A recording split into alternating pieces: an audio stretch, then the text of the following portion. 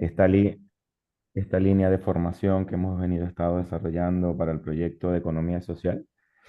Esto es un proyecto financiado por el Ministerio de Trabajo y Economía Social que llevamos desde Fundación Lares y ya con esto damos cierre a las formaciones. Eh, Nuestro eh, equipo de hoy está conformado por Eva Ortega, Raúl Alonso y Miguel Navarro, que serán los ponentes. Y bueno, también le quiero decir y recordar a todos que esta formación va a ser grabada, ¿vale? Y luego va a ser subida a la página de YouTube de Lares. Entonces, si alguno tiene algún inconveniente en que sea grabado, bueno, puede quitar la cámara y si no tiene ningún inconveniente, la pueden abrir, ¿vale? Entonces, bueno, ya le doy el paso al equipo de Tangente, comenzando por Eva, y muchísimas gracias a todos. Gracias, Franklin. Buenos días a todos y a todas. Como comentaba Franklin, vamos a tener esta sesión de formación, que veo que es la última, ¿no?, del programa que has comentado. Em, Venimos del equipo Tangente, hablábamos de economía social. Nosotras somos un equipo, una cooperativa de segundo grado que se llama Tangente, que hablábamos, tenemos la sede aquí en Madrid, que estamos conformados por 13 cooperativas independientes y autónomas, cooperativas de iniciativa social, que nos hemos agrupado ya hace 11 años en el grupo cooperativo Tangente. Nuestra base de funcionamiento obviamente es la intercooperación y nuestro objetivo común, pues la puesta en marcha, ¿no?, de acciones que apoyen a la sociedad a transitar hacia modelos más sostenibles, ¿no?, desde diferentes ámbitos. 13 cooperativas que cada una trabajamos en sectores muy diferentes, el sector ecosocial, ambiental, asesoría, gestión, comunicación, ¿vale? En ámbitos diferentes, pero que funcionamos desde la intercooperación y la cooperación. El objetivo de esta charla la damos también de esta formación en el contexto de bloques en transición, que nos apetecía compartir con vosotras este proyecto, así para arrancar, porque puede tener muchas semejanzas con, bueno, lo que pueda ser un arranque en las residencias, ¿no?, o en los espacios en los que trabajáis, puesto que es un proyecto, os pasaremos también el enlace, en el que trabajamos desde Tangente con comunidades de vecinos a nivel de bloques completos de viviendas para apoyar, asesorar y acompañar en la transición ecosocial de lo que es la comunidad de vecinos y vecinas a hacer ese tránsito, esos cambios de hábitos, rutinas diarias, cambios estructurales, cambios en movilidad, cambios en alimentación, cambios del propio edificio, como os decía, estructurales, para incorporar estas medidas más sostenibles desde el punto de vista ecosocial, ¿no?, que ahora veremos. Es un proyecto que llevamos a cabo desde hace 2 años, tenemos otros 2 años más y luego, como os decía, os pasaré el enlace porque las dinámicas, las relaciones y, bueno, y muchas de las complejidades que se dan pues pueden ser muy similares a las que puedan surgir, ¿no?, en las residencias, a nivel de toda la residencia, al actuar en toda la residencia, ¿vale? Yo trabajo en concreto en una cooperativa que se llama Garúa, integrada en el equipo Tangente, y aquí están Raúl y Miguel, con los que intercooperamos en bloques en transición y algún otro proyecto de la cooperativa Revive, que si queréis presentaros, decir hola. Hola, ¿qué tal? Buenos días a todos y a todas. Pues sí, efectivamente, somos de Revive, una cooperativa de arquitectura y nada, pues también nos movemos en el ámbito de la economía social de Madrid, en este caso, y sí, coincidimos con Tangente y con Garúa en algunos proyectos. Luego, si queréis más adelante, cuando empecemos nuestra presentación y para no repetirnos mucho, pues ya nos presentamos de manera más exhaustiva. Genial, Miguel. Vale, y Raúl, pues luego Miguel y Raúl nos cuentan un poquito más su punto de vista y cómo participan también de esta economía social y solidaria, ¿no? Que es nuestra premisa, trabajar siempre desde ahí. Vamos a estar 2 horitas juntos, juntas. Bienvenida, Elena, las que os vais uniendo. Vamos a hacer una primera parte más de incorporación de contenidos de sostenibilidad en general, consumo de energía, materiales, impactos, y luego una segunda parte de la mano más de los compañeros de Revive sobre eficiencia y rehabilitación energética, más específica para abordar los temas de energía, ¿vale? Somos bastantes, ahora 24, creo que había más gente apuntada que inscrita, no sé si va a unirse. Y quería pediros, así como primer punto de arranque, en el chat, que fueseis poniendo simplemente cómo venimos a esta formación. Lo primero que os venga a la cabeza, ¿qué expectativas? O sea, ¿cómo nos planteamos estas 2 horas? Cuando os habéis conectado, habéis dicho, tengo una formación de práctica sostenible. ¿Qué es lo que os ha evocado? Que pongáis concepto, adjetivo en el chat, simplemente las que os manejéis. Quien no, pues puede abrir micro y decirlo, ¿vale? Pues inquieta, intrigada, motivada, expectante, lo que queráis. ¿Qué os evoca esto de escuchar prácticas sostenibles y sostenibilidad? Vincular residencias de mayores a los cuidados. Muy bien, ahí van volcándose algunas ideas, conocimiento, obtener conocimiento, aprendizaje, curiosidad, motivación, ganas de aprender, muchas ganas de aprender hay.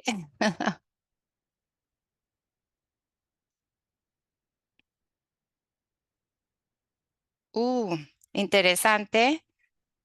Curiosidad ante un edificio de 50 años, ponen por ahí, ¿no? ¿Qué se puede hacer? Mm. Actualizarse, conocer, aprender, actualizarse. Bien. Aplicación práctica, ¿no? ¿Qué es esto de la sostenibilidad, ¿no? Que estamos como oyendo continuamente, prácticas sostenibles, sí, pero realmente, ¿qué puedo hacer yo, no? Vale. Muy interesante. ¿Qué puedo hacer yo, no? ¿Cómo concretar todo esto? Os voy a compartir,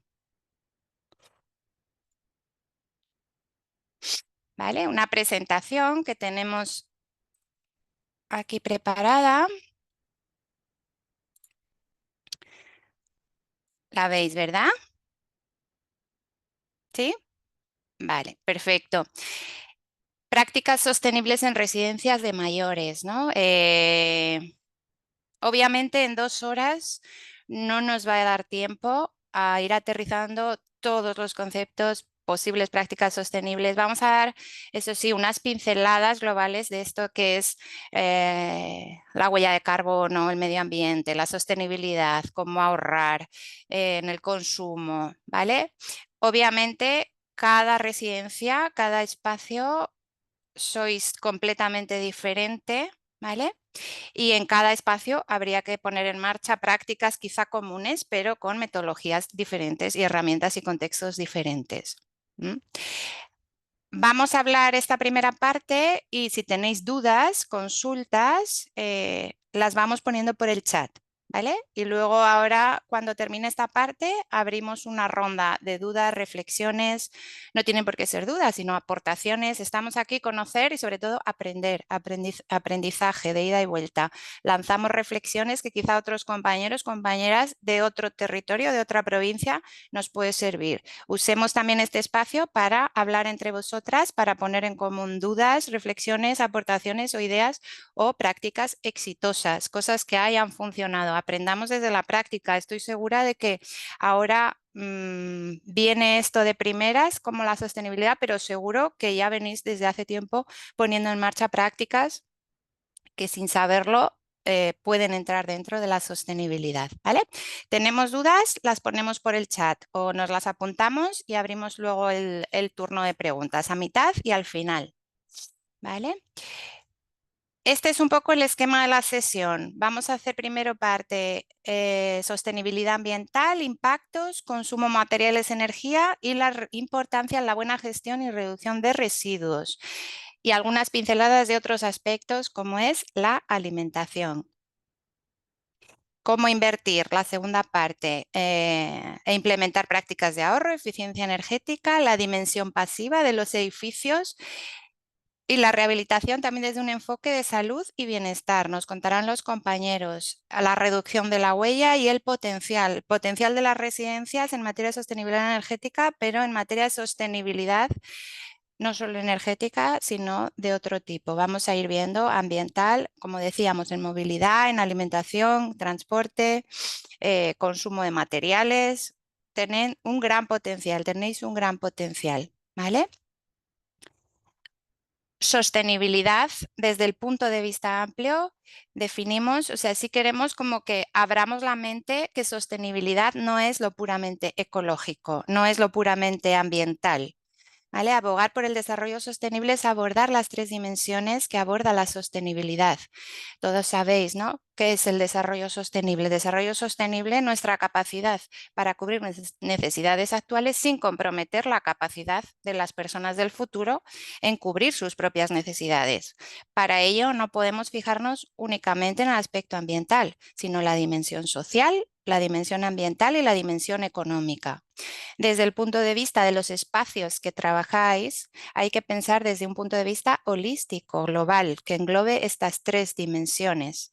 No puedo poner en marcha una práctica en materia ambiental de reducción de consumo de agua si las personas que trabajan ahí a nivel social no están motivadas para ello o no están concienciadas o no están a gusto, ¿vale? Y no puedo poner en práctica una medida de sostenibilidad puramente ambiental si económicamente no es eficiente, no es viable, no encaja con mi modelo, ¿vale?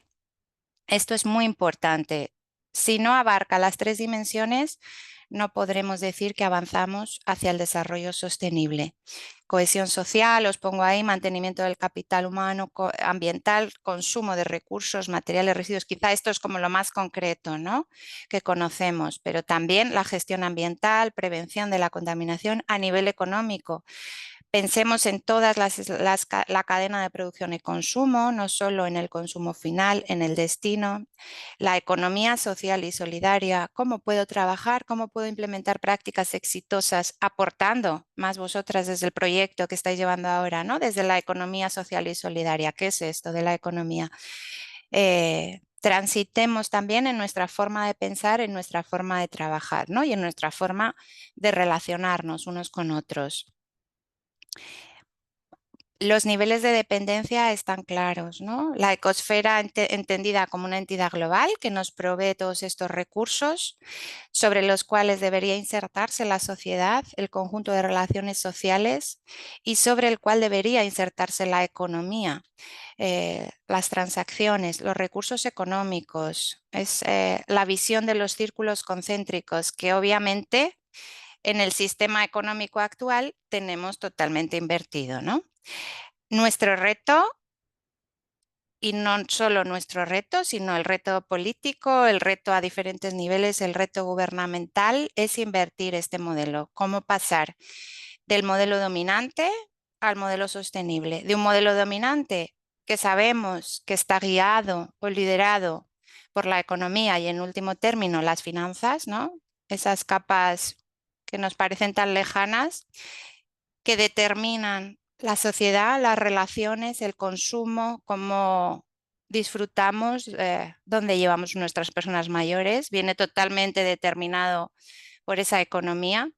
Y luego ya vemos que necesitamos de la ecosfera, de nuestro medio ambiente, nuestro medio natural, para cubrir esas necesidades sociales en base a esos recursos económicos, ¿no?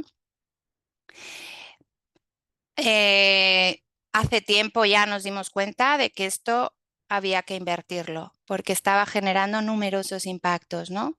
Lo que denominamos los límites planetarios. Estamos superando los 9 límites planetarios definidos, de ellos estamos superando 6.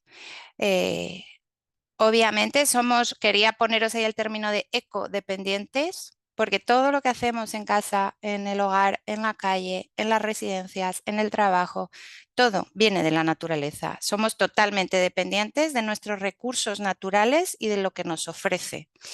Estratégicamente, luchar o avanzar para no superar estos límites planetarios, límites ambientales que definieron ya en Noruega hace años un grupo de científicos y que se miden anualmente, estratégicamente debería ser primordial para mantenernos como sociedad, con las relaciones actuales y poder mantener las generaciones futuras, ¿vale?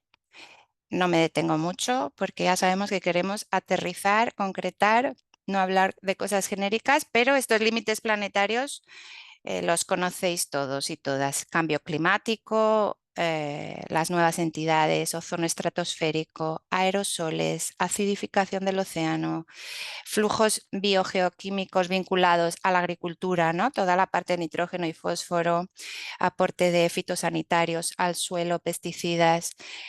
Otro límite, el cambio en el uso de agua dulce, en el agua dulce tanto utilizable por las personas para beber como el green water, que pone ahí que es el agua que hay debajo de la tierra utilizable por las plantas principalmente. Cambio en el uso de los sistemas terrestres, cómo han cambiado todas estas extensiones, el uso del suelo en muchas ocasiones de forestal a agrícola, integridad de la biosfera, la biodiversidad. Sabéis que estamos en lo que se define como la sexta ola de extinción masiva de la historia planetaria, de 8 millones de especies que tenemos registro, que conocemos, sin contar las que no conocemos, 1 millón están en peligro de extinción. Por eso se confirma ya que estamos en la sexta ola de extinción masiva, ¿vale? Y cambio climático, como decíamos. ¿Os suenan estos dibujos, estos colores? Me imagino que sí, ¿no?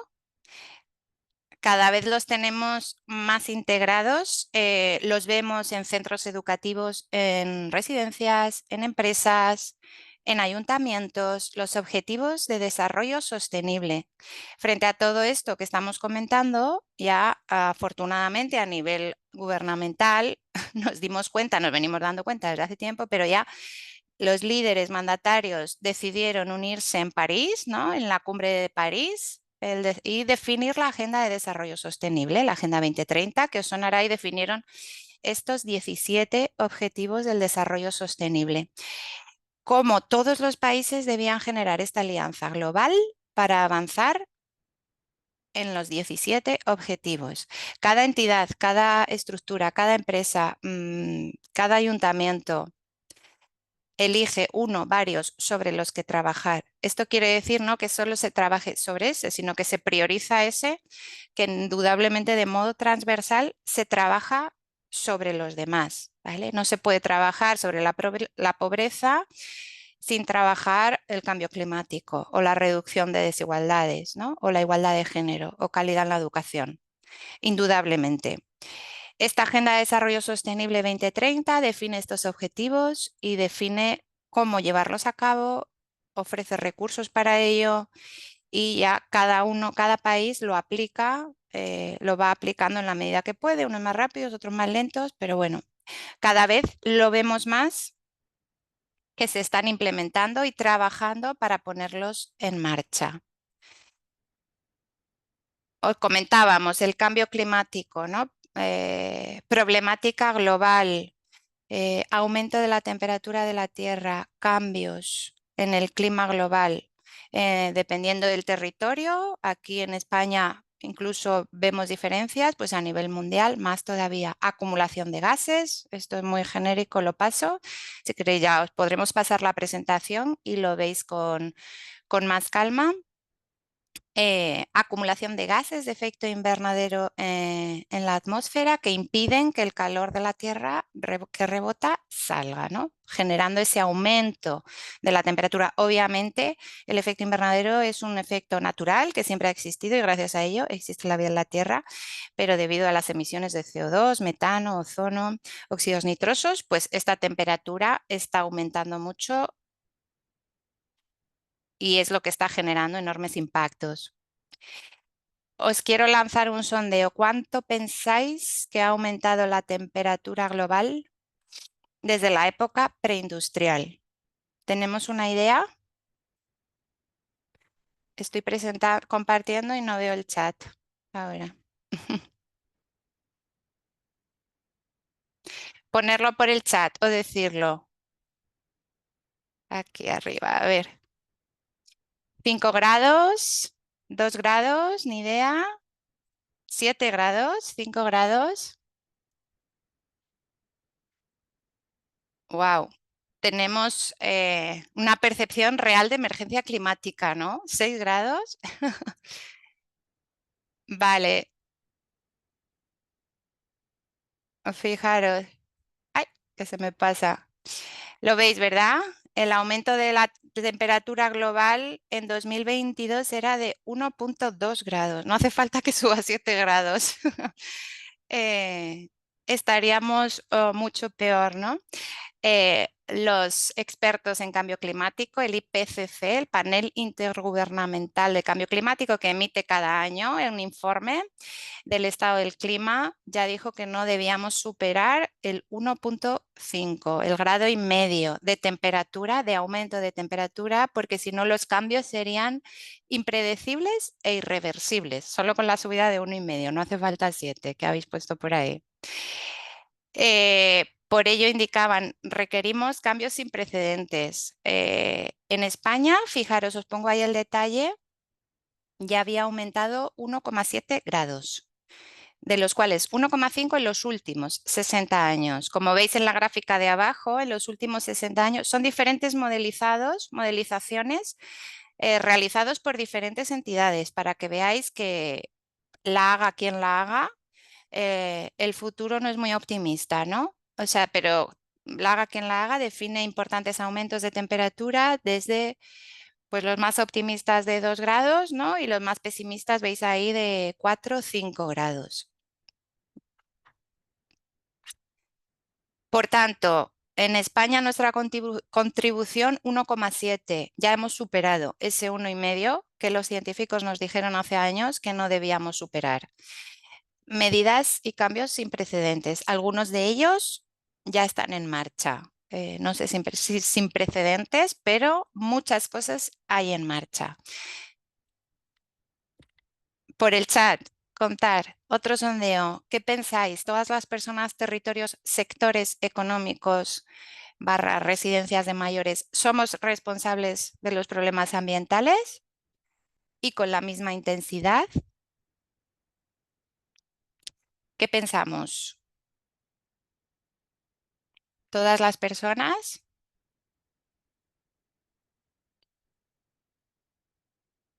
Somos responsables, pero no con la misma intensidad. Total. Somos responsables, ¿no? Determinados sectores industriales tienen más responsabilidad. Ahora contaminan otros, pero anteriormente contaminamos nosotros también. Ahora no contaminamos, entonces, Nicolás. Digo de broma, ¿eh? Antes contaminamos más, depende de qué, ¿no? Sí, pero no todos igual, menos que antes, obviamente, eso es. Contaminamos, pero en determinadas cosas, pues hemos reducido. Somos un poco responsables, los mandatarios son los que más. Mandatarios políticos, sectores económicos, ¿qué responsabilidad tenéis como responsables de residencias de mayores, de centros de cuidados, dedicados a los cuidados? Igual diríamos centros educativos, instalaciones municipales, ¿vale? Obviamente, todas y todos somos responsables, pero no con la misma intensidad. Depende. Habéis dicho, creo que era Nicolás, ¿no? Depende del momento, un detalle súper importante, depende del momento de nuestra historia, depende de las relaciones culturales que se den, depende, por tanto, de los territorios en los que nos encontremos y depende de la actividad económica, obviamente.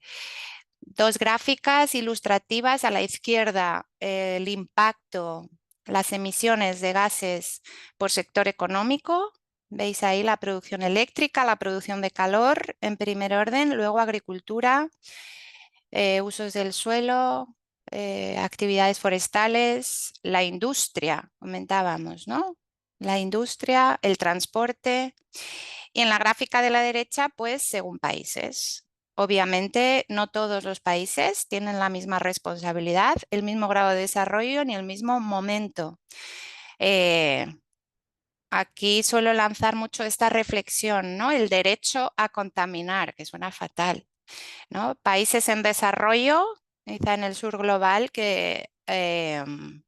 ¿por qué ahora, según las políticas, las normativas, el conocimiento que tenemos, no tendrían el mismo derecho a contaminar, ¿no? Que Europa, que Estados Unidos, que China, históricamente o desde la revolución industrial? ¿Permitiríamos esto o no? O reflexión, no hay que contestarlo. Ahora el desarrollo ha de ser diferente, hay un límite al desarrollo, ¿vale? Obviamente no contaminamos igual, no emitimos igual. Esto está totalmente vinculado al sistema económico, al nivel de vida, y aquí os ponemos una mapa también muy interesante de un estudio que se hizo de vulnerabilidad frente al cambio climático. En el de arriba tenemos las emisiones de CO2 per cápita y en el de abajo el nivel de vulnerabilidad frente al cambio climático. Si los pusiéramos juntos sería como un puzzle que encajaría, ¿no? El norte global mucho más emisor, responsable de las emisiones, mientras que el sur global sería y es, que ya se está viviendo desde hace años, las poblaciones, las sociedades más vulnerables, ¿no? Por tener menos capacidad de adaptación, menos capacidad de resiliencia. Curioso, cuanto menos, este mapa. Por tanto, la sostenibilidad también debe abordar la redistribución de la riqueza y reequilibrar el acceso a los recursos naturales. Todo esto como un panorama global para poderlo llevar a un prisma concreto, contextualizado en vuestros espacios. Algunos datos os lo pasaré, ¿vale? No nos vamos a detener ahora. De emisiones, de forma de transporte, cómo nos movemos. Son como reflexiones para que os despierten posibilidades de acción, que penséis qué prácticas desarrolláis en las residencias donde trabajáis y qué podríamos poner en marcha. Diferencia entre las emisiones de vuelos domésticos, coches, coches compartido, autobús, autocar, ¿vale? Tren. Que veamos que realmente los datos están ahí, no es algo abstracto que no, contamino más o menos, no. Es que es el doble, el triple, 4 veces más. Emisiones debidas a la alimentación, ¿qué comemos? ¿De qué nos alimentamos? ¿De dónde viene esa alimentación que damos en nuestros menús, que comemos en casa? Restaurantes, restauración sostenible, restauración ecológica, cada vez más en auge, ¿vale? Ahí veis las emisiones vinculadas al producto, al tipo de alimento, la carne, los procesados, los productos lácteos, ¿no? Los que más. A la derecha arriba, las emisiones vinculadas a la cadena de producción y consumo, cómo los procesos de producción son los que realmente generan el mayor porcentaje de emisiones. También el transporte, que hablamos, ¿no? De los alimentos kilométricos que traemos de lejos en muchas ocasiones, pero realmente la cadena de producción es la mayor emisora. O otro ejemplo que os pongo ahí con datos que nos sirvan para aterrizar, ¿no? Y qué es esto de la sostenibilidad y qué impacta realmente el porcentaje vinculado a las emisiones según el tipo de ganado, ¿no? Vemos el ganado bovino, el 65%. Para fabricar, elaborar 1 kilo de carne, ¿cuánto tendríamos que emitir de cada tipo de las carnes que ponemos ahí? Que seguro que ya lo tenéis en mente y lo conocéis perfectamente. Impactos generales del cambio climático, hemos hablado, pues obviamente afecta a la distribución de las especies, la producción agrícola y pesquera, cambios climáticos, eventos meteorológicos adversos, tanto de calor como inundaciones, huracanes, olas de frío, aumentos de nivel del mar, efecto sobre las personas, ¿no? Sobre la salud. Obviamente indudable por el calor, por las partículas, por los gases de efecto invernadero y también refugiados climáticos.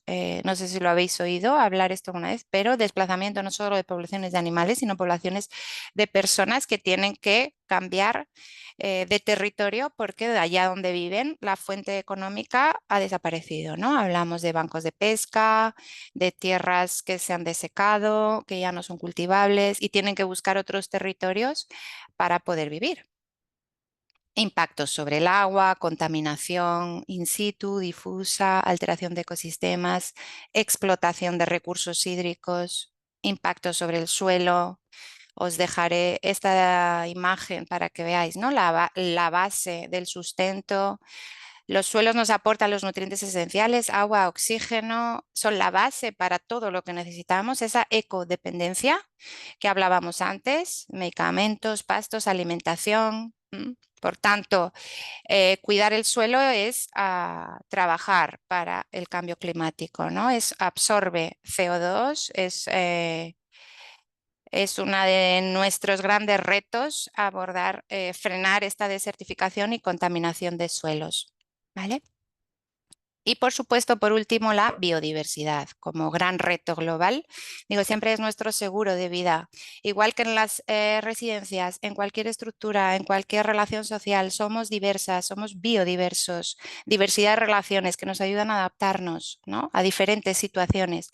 La naturaleza ha de ser biodiversa y debemos mantener esta biodiversidad para adaptarse a cualquier perturbación que pueda venir. Nuestro seguro de vida. Huella ecológica, el indicador de la sostenibilidad, un indicador de sostenibilidad que trata de medir el impacto que nuestra vida tiene sobre el planeta en función de la capacidad de nuestro planeta. Solo hay uno, no tenemos otro. Veis, en los últimos 60 años, os pongo ahí también una gráfica ilustrativa, esas imágenes, cómo ha aumentado de modo exponencial la huella ecológica medida de cada uno de nosotros, de nosotras, sobre el planeta. Los recursos son finitos y seguimos absorbiendo estos recursos, ¿vale? Os dejo ahí una calculadora. No nos va a dar tiempo a hacerlo aquí, o la calculadora, para que veáis, cada una es muy ilustrativo, ¿no? ¿Cuántos planetas necesitaríamos para mantener nuestro modo de vida? Para que lo hagáis luego una práctica después de la sesión. ¿Cuántos planetas tendríamos si viviéramos individualmente, todo el mundo como vivimos nosotras, perdón, individualmente? ¿Vale? Por tanto, el impacto ambiental, residencias de mayores.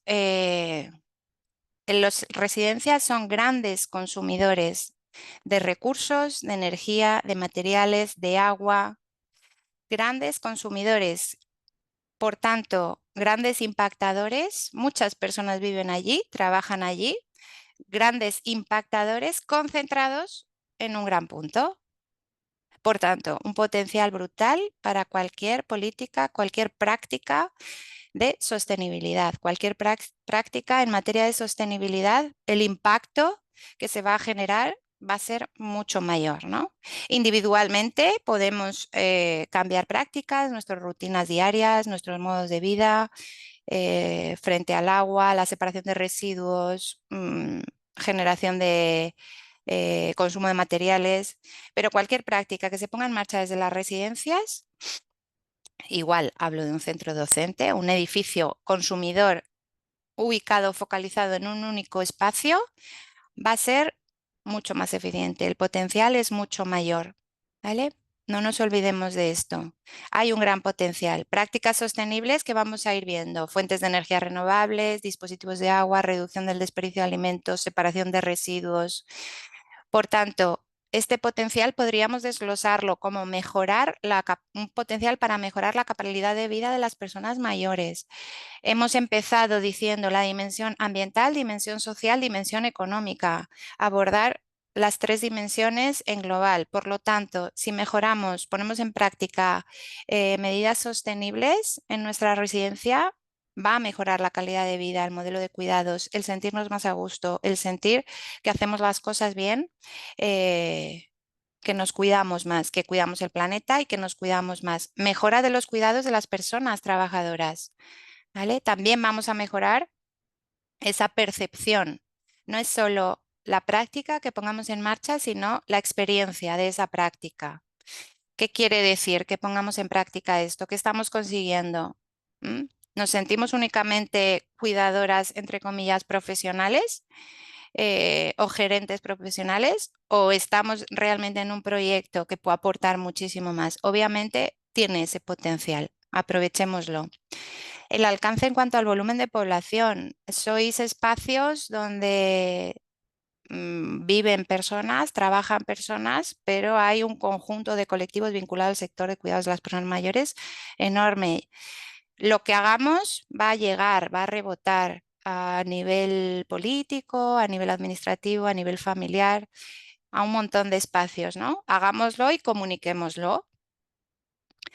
Espacios clave para la reducción de la huella. Como decimos, el consumo es alto, puesto que viven muchas personas, ¿no? Son edificios donde viven muchas personas. Aprovechemos ese potencial, que realmente una medida que se ponga en práctica ahí va a servir de mucho.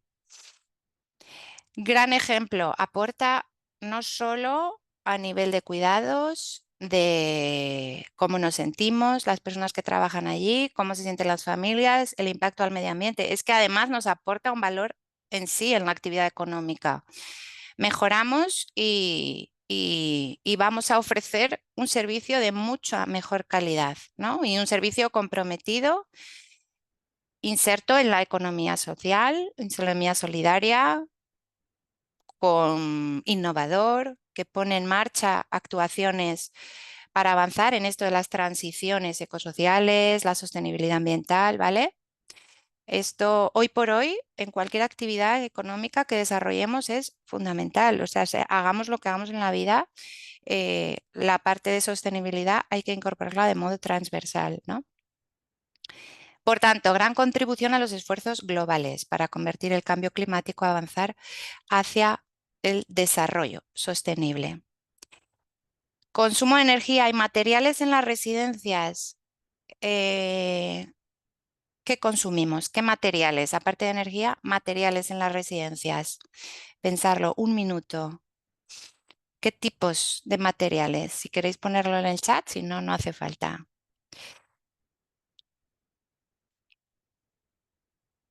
¿Qué actividades se hacen? ¿Qué materiales necesitamos?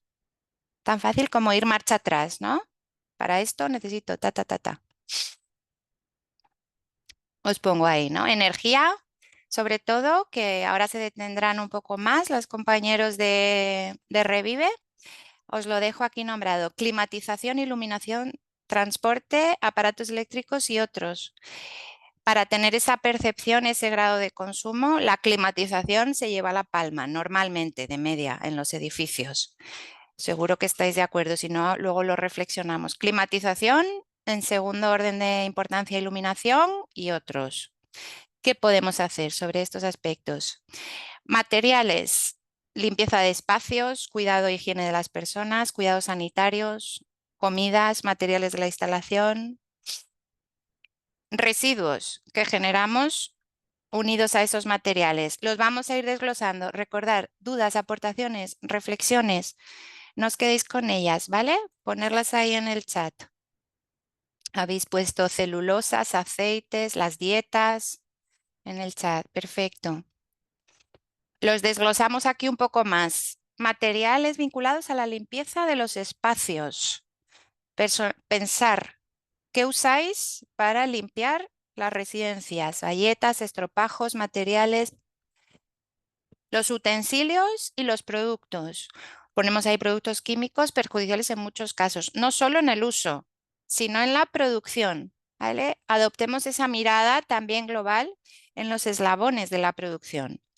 ¿Qué generamos? ¿Qué residuos generan envases, no?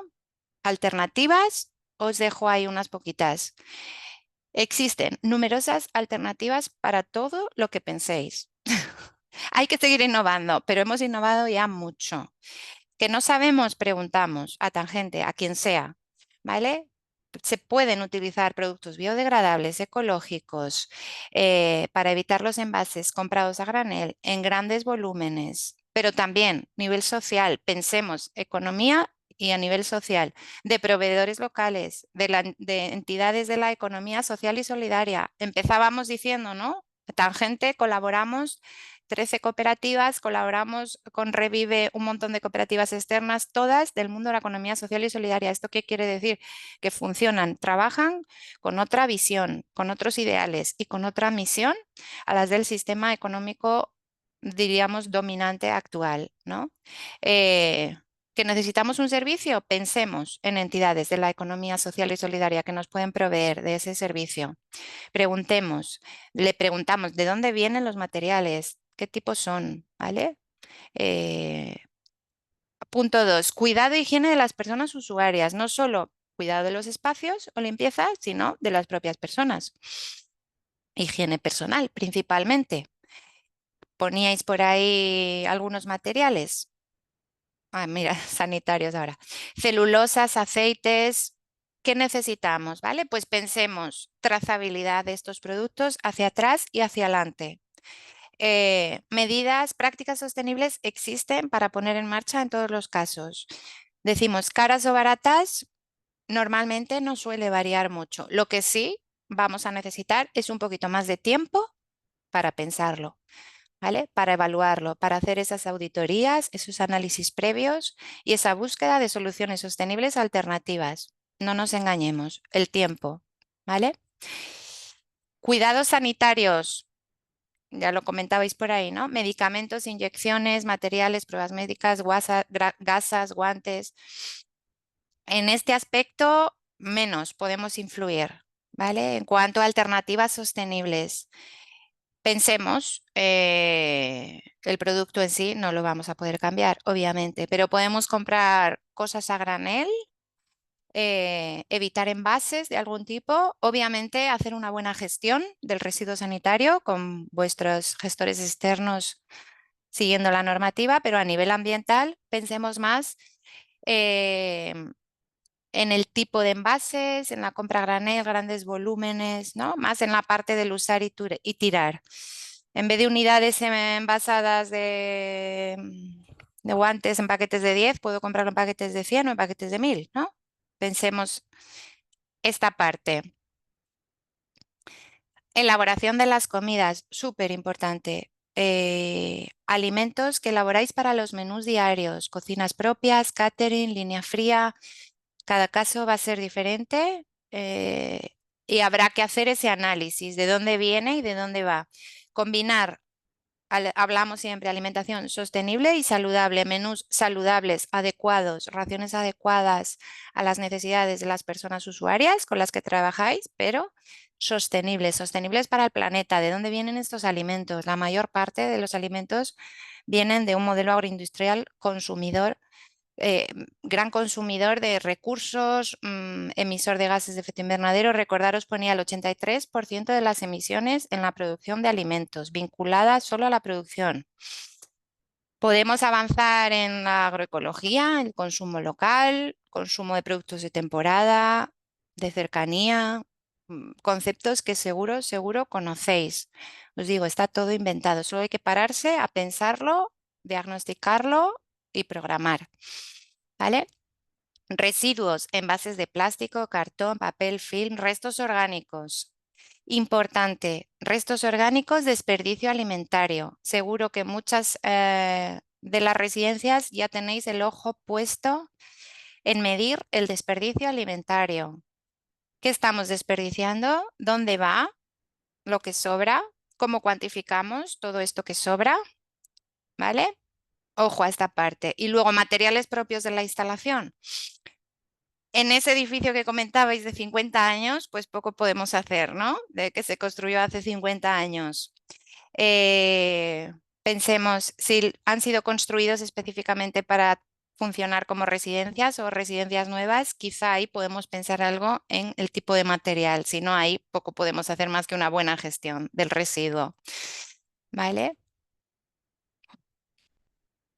Lo paso esto, nada, muy rápido, principales impactos de residuos, os lo podemos pasar. Sobre todo quiero ir a la gestión adecuada de los residuos en las residencias de mayores. Como os decía, proceso súper importante, identificar y cuantificar todo el potencial que tenéis para mejorar esta gestión, pero más importante que eso, reducir en la generación.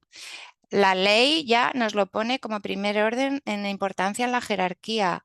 La ley de residuos y suelos contaminados hace especial hincapié, la ley del 21 que tenemos en España, en la reducción en la generación.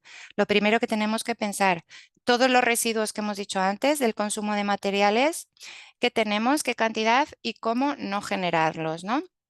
El mejor residuo es el que no se genera, obviamente. Y luego poner en marcha sistemas adecuados de separación y almacenamiento. Y por último, formación y concienciación. Da igual lo que pongamos, que si no lo queremos hacer, no queremos poner en marcha esta práctica sostenible, no somos un equipo, no va a funcionar, ¿vale? Reducir los residuos, os pongo ahí unas claves. Vale, reducimos residuos, pero de los que ya hemos generado, ¿qué hacemos? Pues vamos a pensar, ¿puedo comprar envases, productos que necesite elaborados con material reciclado? La ley ya obliga en muchos casos, lo habréis visto, en bolsas de plástico, envases, ¿no? Procedentes de plásticos reciclados y además son reciclables, luego se pueden reciclar o no. Tengo un programa de separación de residuos adecuado. Esto quiere decir no solo tener amarillo, azul, verde, que lo tengáis implementado papeleras de diferentes tipos, ¿no? Además están accesibles. No me sirve de nada una papelera que esté debajo de una mesa o de una estantería y que nadie la vea. Los contenedores, las papeleras de diferente color. Si nadie la ve o incluso que no se pueda abrir. He visto casos, ¿no? Con pedal y que la tapa da encima de una estantería o que no están fácilmente accesibles para personas con dificultades en la accesibilidad para poder abrirlas. Pensemos en esto. Tenemos una recogida adecuada, aceites, residuos de aparatos eléctrico-electrónicos, gestores externos buenos. Podemos contar con materiales reutilizables, utensilios, fungibles. Pensad de lo que tenemos de usar y tirar, que podemos hacer el cambio hacia materiales reutilizables. Se pueden hacer muchos cambios en este sentido. Y como os decía, compostaje frente al desperdicio alimentario. Esto nos sirve para unirlo con la parte de alimentación, de menús. ¿Qué menús ofrecemos desde las residencias? Gran potencial en esta parte, no solo en residuos, sino alimentación. En centros educativos se viene trabajando muchísimo en alimentación escolar sostenible y saludable, en residencias de mayores también. Hay que avanzar, se avanza un poco, pero hay que avanzar más. Vamos a analizar esos menús, qué damos, qué ofrecemos. ¿Son adecuados nutricionalmente? Los tendréis súper estudiados, seguro. Pero ¿qué alimentos? Identifiquemos el tipo de alimentos de temporada, locales, como decíamos, de producción agroecológica. Vamos a buscar esas alternativas sostenibles que podamos implementar en nuestros menús, que a veces solo hace falta dedicarle el tiempo en buscar esos productores ecológicos o agroecológicos, en buscar esas distribuidoras.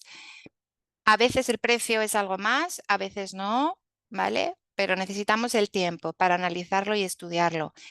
Medir ese desperdicio alimentario para la prevención, medición para la prevención. ¿Qué quiere decir esto? No solo lo hagamos por el planeta o por el medio ambiente, sino por el ahorro económico real. Estamos desperdiciando alimentos que venían siendo materia prima, que hemos comprado y que hemos pagado y que después vamos a tener que gestionar. ¿Vale? ¿Cómo vamos a gestionar esos residuos orgánicos? Formación y concienciación. Igual que en residuos, en la misma línea, fundamental para que cualquier práctica exitosa práctica sostenible sea exitosa, ¿vale?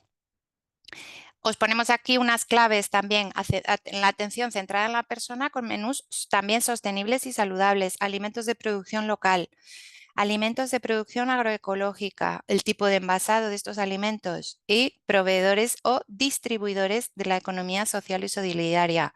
Quizá tenemos un catering, una empresa que nos distribuya los alimentos y los cocinamos en la residencia. ¿Existen alternativas de empresas que trabajen en la economía social y solidaria? Sí, existen, estoy segura. En cada uno de vuestros territorios en Madrid existen y algunas las gestionamos nosotras mismas, ¿no? Entonces, es posible, solo hay que buscar y pararse a analizar, ¿no? Y hacer esa planificación de los cambios que podáis ir poniendo en marcha, ¿vale?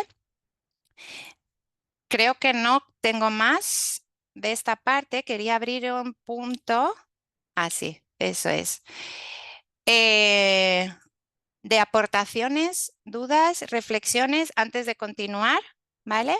Las formaciones online es difícil, esta participación, ¿no? Que nos sintamos un poco vinculadas todo el tiempo, mantener la atención.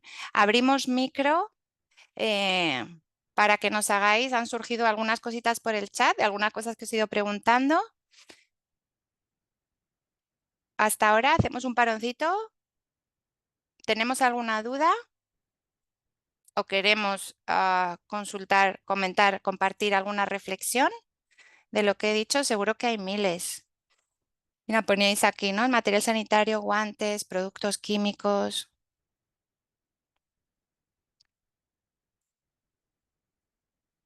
¿Alguna práctica en vuestra residencia que queráis compartir? ¿Algo que estéis llevando a cabo de esto que hemos hablado, de los materiales, los residuos, la alimentación? Estoy segura de que algo hacéis.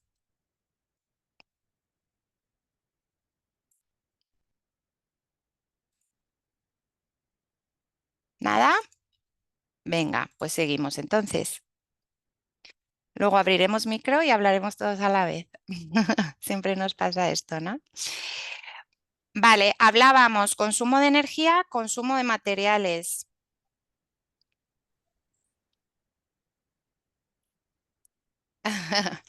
Hasta ahora habéis sido más genérico y nos habéis hecho reflexionar de lo que estamos haciendo mal. Hablo por mí. Bueno, no lo que estamos haciendo mal, sino mal y todas las posibilidades que tenemos, ¿no? Como intentar mejorar nuestras prácticas, que os digo, estoy segura de que en las propias casas, hogares, en la vida diaria y en las residencias hacemos cosas estupendamente y está genial compartirlo también para saber lo que hacemos bien. Gracias, Nicolás. Hablábamos de consumo de materiales y energía. Vamos a pasar ahora a la parte más de eficiencia energética. Cómo poner en marcha alguna de estas medidas e ideas claves que nos van a compartir los compañeros Raúl y Miguel. ¿Empiezas tú, Miguel? Sí. Bueno, pues nada, un saludo de nuevo a todas y a todos. Gracias a la Fundación Lares y a Tangente por permitirnos participar en esta jornada y compartir también un poco nuestra actividad y nuestras preocupaciones. Vamos a tratar nos vamos a ir alternando Raúl y yo para que sea también un poco más dinámico. Vamos a empezar por una presentación de nuestra cooperativa y cómo nos insertamos en la economía social. Después vamos a hablar de rehabilitación y fundamentalmente de rehabilitación energética, qué es eso de la rehabilitación energética y por qué es importante, hablando un poco del contexto y de las estrategias que podemos llevar a cabo para implementar esas actuaciones, los agentes que participan, etcétera. Después os enseñaremos un caso práctico nuestro, un proyecto nuestro, para también ver un poco todas estas ideas aterrizadas en un caso. Esta será más o menos como la primera mitad de la charla y a partir de ahí, en la segunda mitad de la charla, hablaremos un poco más de arquitectura y salud, que es eso de la interacción entre arquitectura y salud, cómo nos afectan a la salud los espacios que habitamos, los edificios, ¿no? Básicamente. Entonces, bueno, pues analizaremos un poco cuáles son las afecciones de estos espacios a la salud y cómo podríamos categorizar los distintos aspectos de la arquitectura en cuanto a su impacto en la salud, ¿no? Entonces hablaremos de los impactos en la salud física, los impactos en la salud mental, en la salud también socioemocional y finalmente los impactos en la salud pública. Para terminar nuevamente con un ejemplo de una intervención nuestra, un proyecto nuestro de rehabilitación con criterios de cuidado de la salud, ¿no? Fundamentalmente. Entonces, bueno, pues voy a empezar a compartir.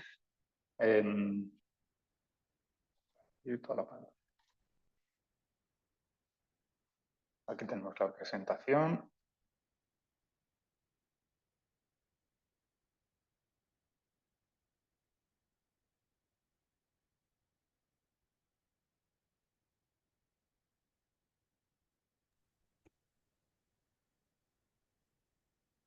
Arquitectas y arquitectos técnicos y arquitectas técnicas. Tratamos de enfocar nuestra actividad, nuestra disciplina desde esos tres grandes ejes, ¿no? La sostenibilidad y la salud, que se materializan en proyectos de eficiencia energética, de accesibilidad y siempre desde una perspectiva que llamamos arquitectura bioclimática y bioconstrucción, que tiene que ver pues, con tener en cuenta todos los elementos contextuales, ambientales, para diseñar los edificios, ¿no? Somos una cooperativa de trabajo, entonces de esa manera estamos insertos en la economía social y solidaria. Ahora somos 5 personas, tenemos la intención de ampliar un poco el equipo. Y bueno, las 5 personas, digamos que tomamos las decisiones de manera pues, colegiada, democrática. Somos trabajadores y a la vez, entre comillas, propietarios de nuestra organización. Y bueno, nos parecía importante hacerlo así, también como cooperativas, porque a diferencia quizás de otras organizaciones económicas como las empresas, en una cooperativa se entiende que el lucro no es el fin último de tu actividad, ¿no? Tú tienes una actividad con una pretensión de prestar un servicio a clientes particulares y a la sociedad en general, y también de proporcionar un trabajo digno a las personas que trabajan dentro de la cooperativa, a los socios y las socias trabajadores. Y digamos que se puede ganar dinero, pero digamos quedaría en un segundo plano y supeditado a esas cuestiones primeras, ¿no? Entonces, bueno, somos una cooperativa, como veis, de arquitectura y rehabilitación bioclimática. Estamos comprometidos con nuestro entorno, no solo el entorno ambiental, sino el entorno urbano, el entorno social. Tratamos de, en nuestra actividad, no solo en nuestros proyectos, sino en nuestros impactos como organización, pues tener en cuenta esos impactos que podemos tener en el entorno, ¿no? y minimizarlos o digamos, tratar de convertirlos en impactos positivos. Cooperamos con otras cooperativas de trabajo también, tratamos de priorizar eso y con otras entidades en general de la economía social. Es uno de los principios, entonces estamos en el mercado social de Madrid, tratamos de colaborar pues, con cooperativas de segundo grado como Tangente y digamos que ese es uno de los pilares también de la economía cooperativa, tratar de establecer vínculos y sinergias entre las distintas organizaciones. También para escalar el volumen o el impacto de nuestros proyectos, el impacto positivo, se entiende. Bueno, esto es lo que comentaba de un fin social y poner a las personas en el centro, a las trabajadoras en este caso, y tratando pues eso, de proporcionar un trabajo equitativo, con sentido, o sea, en donde el trabajador, la trabajadora pueda otorgarle un sentido a aquello que hace, pueda tener cierta autonomía. Y luego, pues, sobre todo a través de nuestros proyectos y de nuestra actividad, le prestamos mucha atención a las cuestiones de sostenibilidad y de ecología. Por eso, y ahora ya voy a hablar de rehabilitación, como arquitectos y arquitectas en Revive, desde nuestros inicios, hace 6 años, tuvimos claro que nos queríamos centrar en la rehabilitación por encima de la obra nueva, ¿no? Hablando de sostenibilidad, hablando de ecología, de impactos en el planeta en general, en el medio ambiente, nos parecía que lo más ecológico es cuidar del patrimonio edificado ya existente, alargar su vida útil, porque al final, por mucha arquitectura ecológica que diseñes o que construyas, siempre tienes unos consumos energéticos, siempre tienes unos impactos, aunque sean más pequeños que si fuera una arquitectura convencional. Ocupas territorio nuevo que podría estarse destinando bueno, pues a ecosistemas naturales o bueno, a agricultura ecológica, es decir, a otras utilidades sociales. Y entonces pues decidimos centrarnos en la rehabilitación.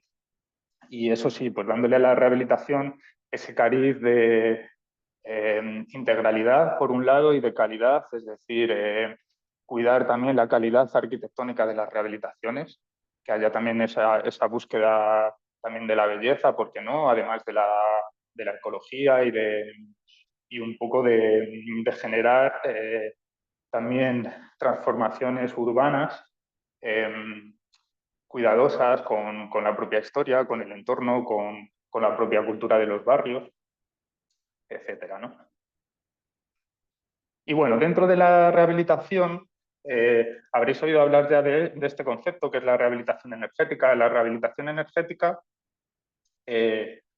bueno, creo que más o menos la propia palabra lo explica, pero serían aquellas intervenciones de rehabilitación que tienen, o sea, que buscan como finalidad fundamental mejorar la eficiencia energética de los edificios, ¿no? Entonces, esto últimamente pues, está bastante fomentado desde las administraciones públicas y poco a poco la sociedad en su conjunto se va dando cuenta de la importancia de hacer este tipo de intervenciones. Voy a daros un poco de contexto de por qué la rehabilitación energética se ha convertido en algo tan importante, digamos, en una estrategia y en un reto tan importante a acometer desde los distintos países, para luego pues, concentrarnos un poco más en qué estrategias se llevan a cabo dentro de estas intervenciones, ¿no? Entonces, bueno, en el contexto voy a pasar un poco más rápido porque tiene mucho que ver con lo que ya ha explicado Eva antes. De hecho, algunos gráficos coinciden, como veis ahí, pues hay un aumento de temperaturas evidente como consecuencia del cambio climático y de las emisiones de gases de efecto invernadero en los últimos años, junto con que hay una evolución un aumento, vamos, del precio de la electricidad y de los combustibles innegable, ¿no? Entonces, esto en estos últimos años, en nuestro país, en España, coincide con que la mayor parte del parque edificatorio que tenemos se construyó con una ausencia de normativas de calidad, digamos, de prestaciones mínimas energéticas de los edificios. La primera normativa, como veis ahí, en la que se introduce algo que tiene que ver con unos criterios mínimos de eficiencia energética en los edificios es del 79, es decir, todo el crecimiento, digamos, de las décadas de los 50, de los 60 y de los 70 que tuvieron las grandes ciudades como consecuencia de las migraciones del campo a la ciudad, esos grandes barrios periféricos, ¿no?, que aparecieron en la mayor parte de las ciudades españolas y fundamentalmente, claro, en las más grandes, en Barcelona, en Madrid, en Sevilla, pues fueron construidos con, digamos, sin ningún tipo de criterio mínimo de eficiencia energética. Y luego todo el boom, digamos, de los 80, 90 y 2000 de la construcción, se hizo con esta normativa del 79 que es bastante escasa. Digamos que es a partir del 2007, con la entrada en vigor del Código Técnico de la Edificación, que se empezó a tener una normativa que exigiera que los nuevos edificios contasen con unas medidas de eficiencia energética ya más decentes. Pero claro, a partir del 2007 y en el 2008 se cayó toda la construcción de obra nueva por la crisis del 2008, ¿no? Bueno, esto es para deciros bueno, que hay una necesidad muy grande de mejorar la eficiencia energética de prácticamente el 100% de los edificios de nuestro país, o al menos todos los que se construyeron antes del 2007. Los objetivos de desarrollo ya los ha explicado Eva, entonces, pues nada, tampoco voy a insistir mucho. Obviamente, mejorar la eficiencia energética de todo el parque edificatorio se inserta de manera muy evidente y clara en varios de estos objetivos. Sí que es importante mencionar aquí la directiva relativa a la eficiencia energética de los edificios que se ha aprobado este año. Desde Europa hay una voluntad clara de ir implementando directivas en los distintos países que tienen que ver con aumentar las exigencias de eficiencia energética de los edificios, digamos, primero fomentándolo con ayudas públicas, etcétera, pero también, digamos, condicionando de alguna manera aquellos edificios que no se ponen al día en eficiencia energética. Es decir, por ejemplo, respecto a viviendas, pues a partir del 2030 no se va a poder alquilar o vender viviendas en cuyos edificios no tengan al menos una letra D. Estas letras son como las calificaciones de los electrodomésticos, ¿no? La A es la mejor y según vas avanzando a B, C, D, E, F, G, va siendo cada vez menos eficiente la calificación que has obtenido. Bueno, pues para que os hagáis una idea, casi todos los edificios que comentábamos antes, que se construyeron sin ningún tipo de normativa mínima, son G, F, H, más o menos, ¿no? Y esta directiva dice que en el 2030 el objetivo es que todos los edificios tengan por lo menos una calificación de D, y si no la tienen, pues van a empezar a, digamos, a limitar lo que los propietarios pueden hacer en términos de mercado con esas propiedades, ¿no? Entonces, bueno, para que veáis que es algo que realmente es una estrategia bastante decidida. Vale, aquí tenéis otro también un poco más de datos, ¿no? Hasta ahora se viene renovando el parque edificatorio en nuestro país en una tasa, como veis ahí, del 0,3% respecto al total de los edificios, ¿no? Cada año se están rehabilitando como un 0,3% de los edificios. El objetivo de algunos acuerdos y de los pactos verdes es alcanzar pues al menos ese 2% anual. Y bueno, realmente para dejar de contribuir tanto a los efectos vamos, a las emisiones de CO2 y a las emisiones de gases de efecto invernadero, realmente habría que multiplicar por 10 el ritmo actual de rehabilitaciones de edificios, ¿no? Para que veáis un poco cuál es la magnitud del problema o del reto, cada uno que lo vea como quiera, ¿no? El sector de la construcción en Europa es responsable del 40% de todo el consumo energético y del 36% de las emisiones de gases de efecto invernadero. Y también consume la edificación nueva, la obra nueva, el 50% de las materias primas. Entonces, para que veáis que la arquitectura, la construcción tiene unos impactos enormes. Entonces, también ahí hay mucho potencial, si queremos verlo del lado positivo, hay mucho potencial de ahorro, de reducción de consumos y de evitar impactos. Vale, venga, pues voy a pasar un poco más, que si no se me va el tiempo. Entonces, ¿qué podemos hacer como particulares, empresas y organizaciones?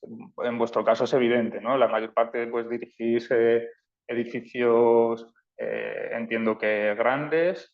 No sé muy bien de qué época serán vuestros edificios, pero un primer análisis que podéis hacer es si son anteriores al 79, si son construidos entre el 79 y el 2007 o posteriores al 2007, para que tengáis una idea de lo poco eficientes que son energéticamente. Y luego, obviamente, pues, ¿qué podemos hacer? Pues promover las rehabilitaciones de los edificios, promoverlas en primer lugar como medida más acuciante para reducir su consumo energético, por interés económico de los propios usuarios y también por un interés de lucha contra el cambio climático crucial. Y luego, pues, por otro lado también, ya que hacemos esas rehabilitaciones, porque realmente, como veremos en la segunda mitad de la charla, se pueden mejorar mucho la calidad el confort de uso, ¿no? Las condiciones de uso en general de los edificios y mejorar los impactos en otra serie de aspectos que luego veremos para los propios usuarios, ¿no? Entonces, bueno, vamos a empezar a hablar un poco de cuáles son las estrategias que se siguen habitualmente en las intervenciones de rehabilitación energética de los edificios. Lo primero que se hace es un análisis del comportamiento actual de ese edificio con el objetivo de reducir la demanda de energía. O sea, primer objetivo siempre es reducir la demanda. Luego ya veremos si con esa demanda reducida que todavía tienes podemos hacerlo de manera más eficiente, pero lo primero suele ser reducir la demanda de energía que se necesita, que es lo que también se llaman medidas pasivas en los edificios, ¿no? De mejora energética de los edificios. Luego, ver si nuestras instalaciones son más eficientes o menos eficientes y potencialmente sustituirlas por unas más eficientes. Y luego, fundamental, que las energías que consumen esas instalaciones para producir la energía que todavía necesitamos consumir en el edificio sean energías de proveniencia fundamentalmente no fósil, pues renovable, ¿no? En el mejor de los casos. Digamos, hablándolo más sencillo, de lo que se trata es de ponerle un abrigo a los edificios, un aislamiento térmico. Es lo que se llama la envolvente. La envolvente del edificio sería como toda la piel, tanto fachadas como cubierta, como ventanas o suelos. Y entonces, pues eso se suele llevar este orden, ¿no? Pues primero se mejora el aislamiento térmico de la envolvente de la fachada. Es decir, el intercambio de calor que hay entre el interior del edificio y el exterior del edificio, si mejoras el aislamiento del elemento superficial que separa esos dos espacios, lo que hace es que esa transmisión de calor se ralentiza, se minimiza muchísimo. De tal manera que en verano pues no te entra el calor y en invierno pues no pierdes el calor de dentro hacia el exterior, ¿no? Esto más o menos, como es muy intuitivo, tampoco me detengo mucho. Entonces se suelen mejorar las fachadas, las cubiertas, también no olvidarse de los suelos. Ahí ya depende de si el edificio tiene forjados sanitarios, lo que se llaman cámaras sanitarias, que algunas de ellas están ventiladas. Pues claro, pues el último suelo es como si fuera una superficie que da hacia el exterior más, ¿no? O pueden estar sobre el suelo. Si están directamente sobre el suelo, pues hay menos transmisión de calor. Y luego todo el tema de mejorar la eficiencia de las instalaciones. Ventilaciones. Sabéis que los edificios, por motivos de salubridad, tienen que ventilarse. Esa ventilación, si no está muy controlada, puede llegar a ser un coladero energético grande. Entonces, pues hay sistemas de ventilación que tienen en cuenta eso para recuperar el calor. Y luego hay un tema que veremos más adelante también, que es el de mejora de la estanqueidad. Los edificios, aunque nos parecen cerrados, pues están llenos siempre de pequeñas juntas, de pequeñas uniones entre elementos constructivos que potencialmente podrían dejar filtrarse el aire exterior y obviamente pues todo el aire exterior frío que en invierno se nos infiltra al interior de la vivienda, pues es un aire que tienes que calentar y por lo tanto tienes que gastar energía en calentarlo, etc. Para que veáis ahí, mejorar la fachada reduce la demanda y el consumo de energía, fundamentalmente de climatización. Estamos hablando ahora, claro, que es como veíamos antes que en el gráfico que enseñaba Eva, la climatización es el uso que más energía consume de nuestros edificios, ¿no? Entonces, claro, el primer objetivo en una rehabilitación energética es reducir esa demanda de climatización. Pues aislando la fachada, mejorando el aislamiento de la fachada, se puede reducir esa demanda en un 35%. Si además le añadimos la cubierta, ya podríamos reducir la demanda hasta en un 50%. Si además añadimos el suelo, estaríamos ya en el 53%. Si además cambiamos las ventanas antiguas y ponemos unas ventanas nuevas, mucho más aislantes, pues estaríamos ya en una reducción del 60%. Y luego, pues para saltar al 80% de reducción de la demanda, ya tendríamos que hablar de ventilación, sistemas de ventilación con recuperación de calor, instalaciones eficientes, además, pues suministro eléctrico por sistemas fotovoltaicos. Bueno, ese es el potencial. La buena noticia es que es un potencial enorme, ¿no? De poder rebajar la demanda energética de nuestros edificios en un 80%, es una noticia muy buena. La mala, pues es que son intervenciones costosas, claro, como os podréis imaginar. Por eso gran parte del éxito de que estas intervenciones se extiendan pasa a día de hoy por ayudas públicas a estas rehabilitaciones, ¿no? Que contribuyen pues, a cubrir en muchos casos hasta el 80% del coste. Bueno, luego por otro lado, como decía, está también un conjunto de sistemas que no tienen que ver solo con mejorar el aislamiento de esa superficie del edificio, de esa envolvente, sino que tiene que ver con controlar pues la radiación solar, ¿no? Muchas veces, o con controlar otro tipo de agentes atmosféricos para que, digamos, para que no tengamos. Entonces, bueno, aquí es el nivel de aislamiento, que es lo que hemos hablado antes, que es más, digamos, mejora de la transmitancia térmica pura y dura de esas superficies. Nosotros solemos utilizar casi siempre que podemos, materiales naturales para esta finalidad, porque muchos aislamientos térmicos en la época de hoy se fabrican y se comercializan con materiales o productos provenientes del petróleo, ¿no? de la industria petroquímica. Entonces, luego veremos que eso tiene otra serie de impactos y tanto por ecología como por salud. Nosotros siempre que podemos utilizamos materiales naturales, que la naturaleza provee unos materiales aislantes estupendos, de mejor calidad incluso que los artificiales. Y entonces, pues ahí tenéis el corcho, es buenísimo y además se produce en la península ibérica, con lo cual también estaríamos contribuyendo a una industria más geolocalizada.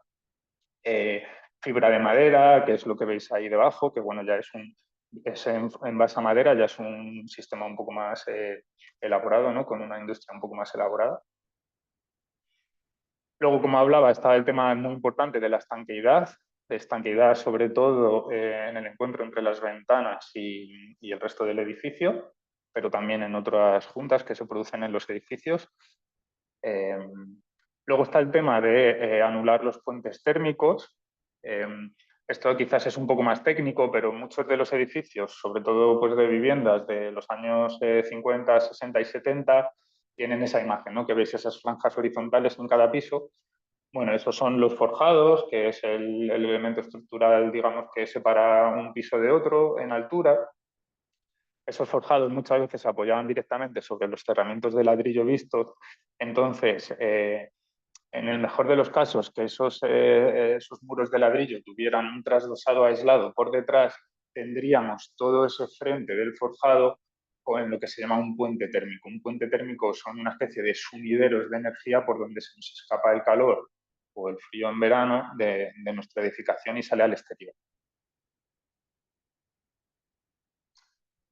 Y luego, bueno, nosotros un poco algún miedo que está cundiendo entre la gente es que están viendo algunas rehabilitaciones energéticas de nuestros edificios, digamos, poco cuidadas a nivel de calidad superficial, estética. Se están sustituyendo muchas veces algunos acabados de ladrillo visto muy bonitos de algunos edificios por una especie de segunda piel mucho más pobre a nivel bueno, pues a nivel estético, a nivel de texturas, de colores, y la gente está viviendo eso como una cierta pérdida, ¿no?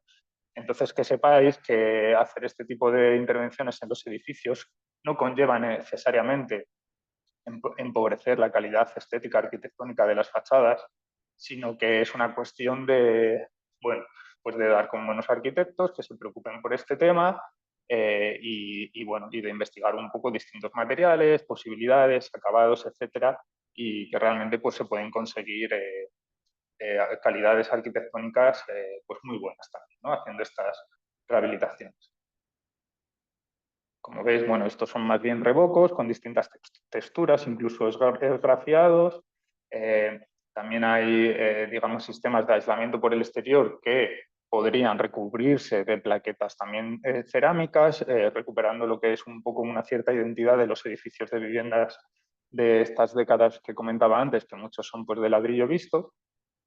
Se puede dejar el corcho visto, que da este aspecto. Nosotros tenemos proyectos en donde el aislamiento por el exterior, pues en lugar de hacer luego un revestimiento acrílico, que es la solución convencional, con un tono elegido, de un color elegido arbitrariamente, pues buscamos más materiales que ya proporcionen esa textura, esa tonalidad.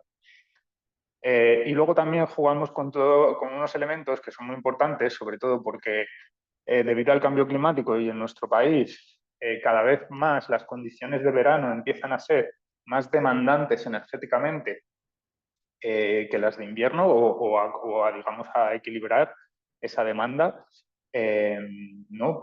Necesidad de poner aires acondicionados, etcétera, por las temperaturas tan altas que sufrimos en verano en nuestras ciudades, potenciadas por el efecto isla de calor y por otra serie de efectos, ¿no? De las ciudades. Entonces, bueno, pues las protecciones solares es algo que es un elemento muy tradicional de la arquitectura bioclimática tradicional de toda nuestra historia y que, bueno, pues se puede recuperar también porque da también pues mucho juego de acabados estéticos, etc. Ahí veis distintos sistemas de protecciones solares y luego ya finalmente estarían todo el tema de los sistemas activos que ya hemos hablado, que nosotros, bueno, pues solemos trabajar con empresas colaboradoras, con ingenierías que están más dedicadas a calcular, dimensionar y diseñar estos sistemas, pero que pasan desde sistemas fotovoltaicos como el que veis arriba hasta pues, sistemas de producción de calor con biomasa o con electricidad proveniente de renovables, aerotermias, geotermias, etcétera. Estos serían los agentes que participan habitualmente en los procesos de rehabilitación energética de los edificios. Es importante saber que este esquema existe porque se están acometiendo intervenciones de rehabilitación energética que se están saltando un poco este esquema.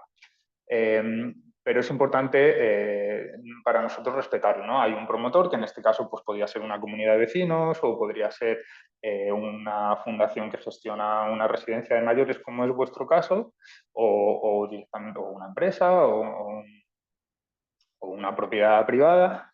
Y digamos que es el promotor de la intervención. En el mejor de los casos, contacta con unos proyectistas que son los que hacen este análisis de las necesidades del edificio y que plantean un proyecto de rehabilitación energética.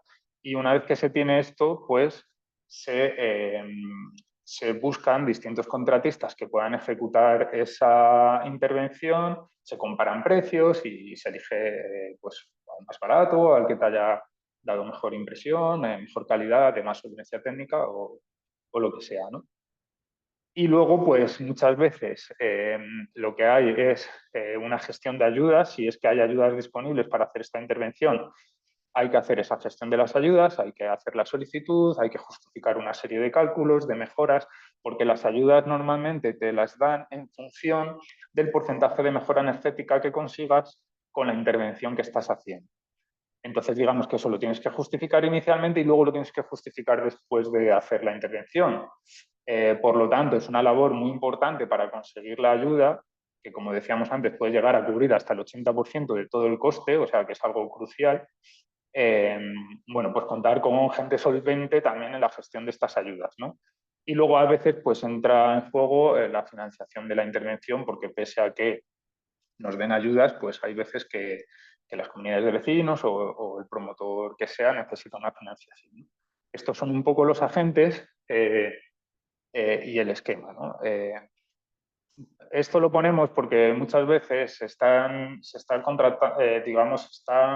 haciendo estos proyectos directamente los contratistas. Una comunidad de vecinos X o un promotor X directamente habla con una empresa constructora que le dice que le va a hacer la rehabilitación energética. Esto es problemático porque pues, hay unos análisis previos y luego hay una serie de...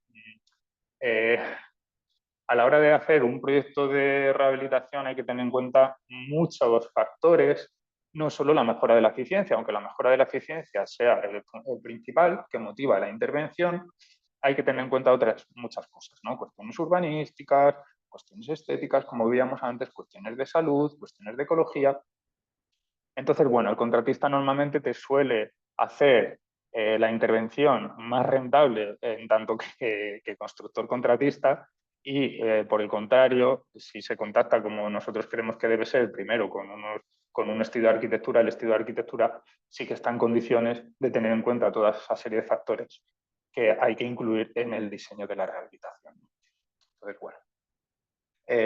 Nada, esto paso rápido, es una guía que sacó el Colegio de Arquitectos de rehabilitar paso a paso, ¿no? Para potenciales promotores de rehabilitaciones que sepan cuáles son los pasos que tienen que ir dando para rehabilitar sus edificios.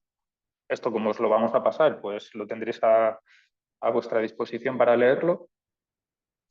Y luego, como decía, pues nosotros en nuestras intervenciones tratamos siempre de ir más allá de la eficiencia energética, aunque sea, digamos, el detonante fundamental de la intervención de rehabilitación.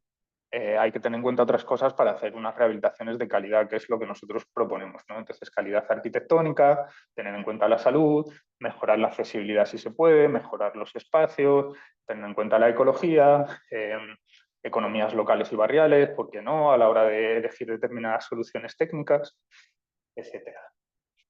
Y luego, pues por último, y ya le doy paso a Raúl para que os explique un caso concreto, tendríamos la importancia del mantenimiento. Hay una serie de documentos y de instrumentos que se están poniendo, que se están implementando, ¿no? Como el libro del edificio existente, que tienen que ver con darle relevancia e importancia al mantenimiento de los edificios, porque eso hace que su durabilidad sea mayor y, por lo tanto, sus impactos, su consumo energético a la hora de producir, de construirlo, etcétera, van a ser menores si digamos, si se amortizan durante muchos más años, ¿no? Y para eso, pues, un buen mantenimiento es fundamental. Doy paso a Raúl.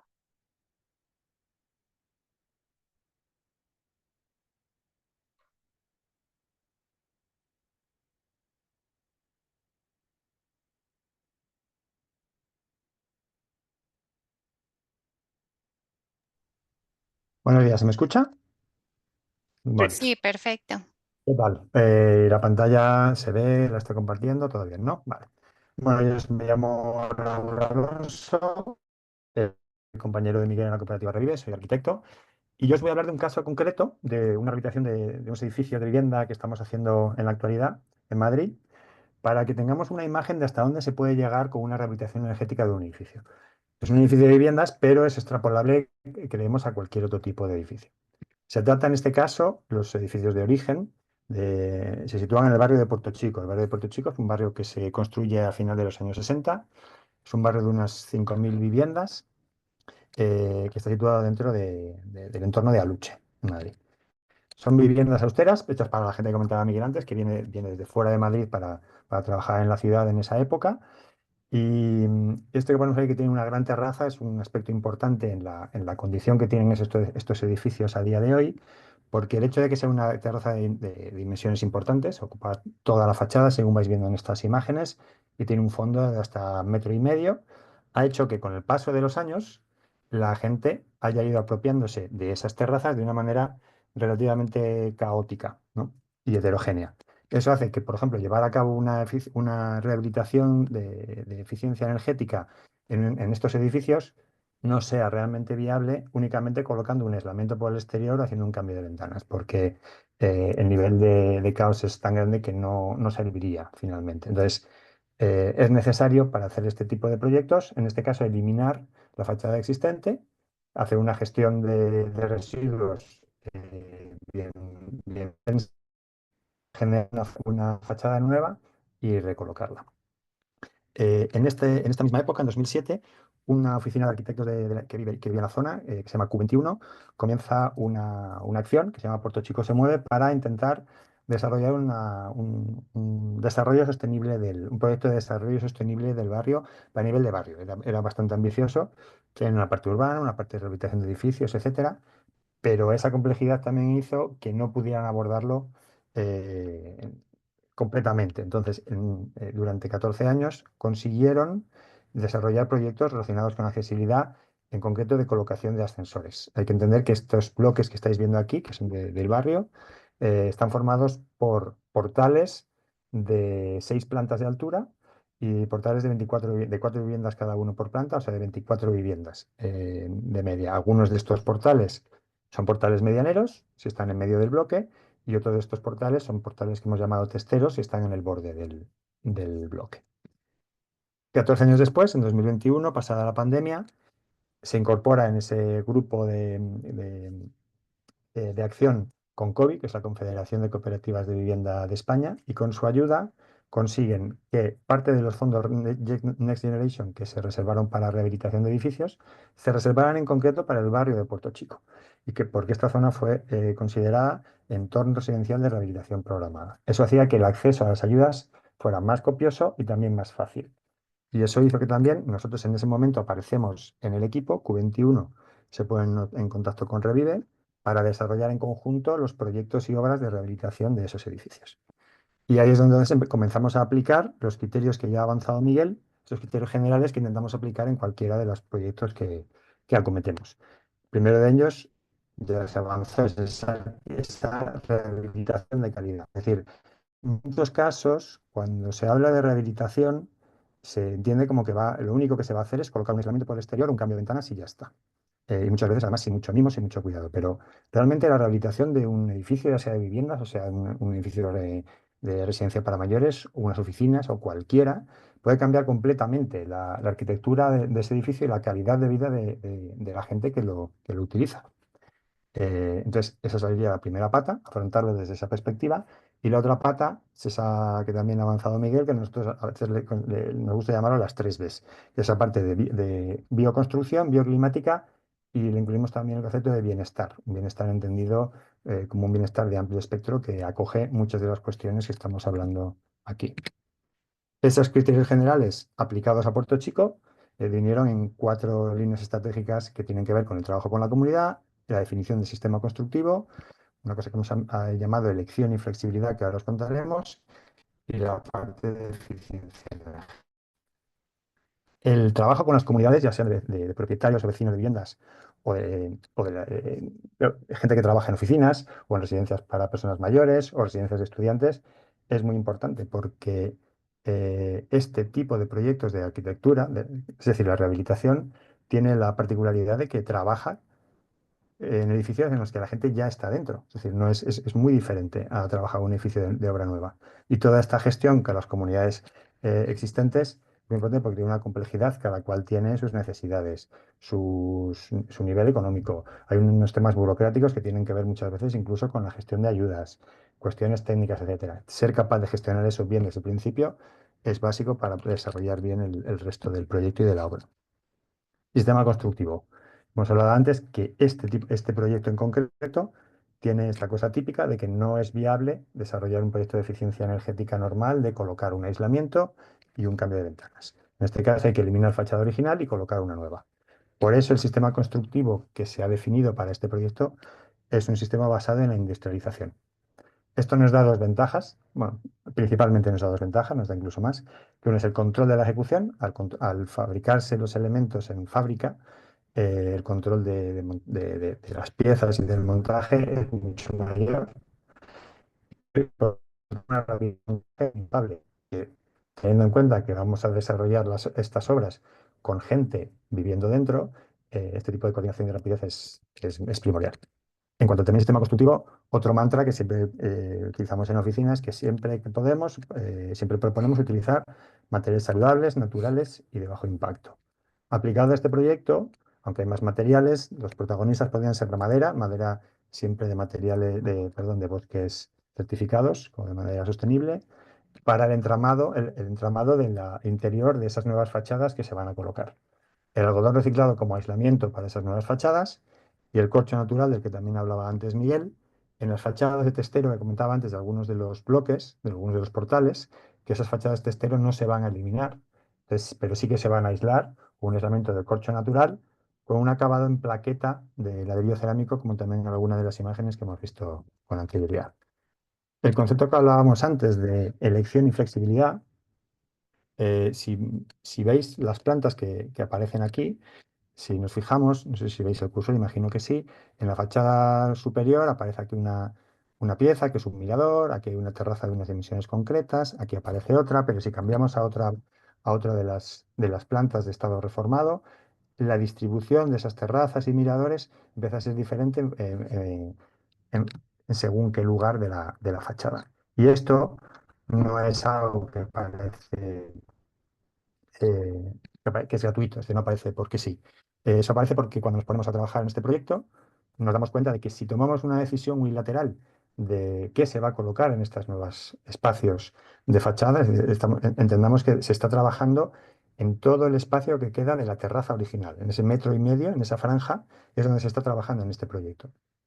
Entonces, si tomamos decisiones de si había una terraza, un mirador o no se cerraba, el tipo de ventanas, tamaños, etcétera, no les íbamos a dar respuesta a la gente que vivía dentro y que quizá lleva viviendo ahí 10, 20, 30, 40 años. Entonces les íbamos a cambiar la vida y probablemente a peor.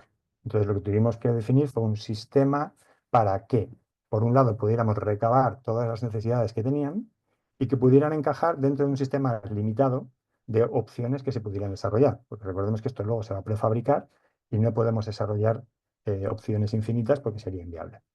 El resultado de todo eso fue que aparecieron unas 20 opciones distintas en las que conseguimos que la mayor parte de las necesidades y deseos de los inquilinos pudieran encajar y eso fue lo que ocurrió.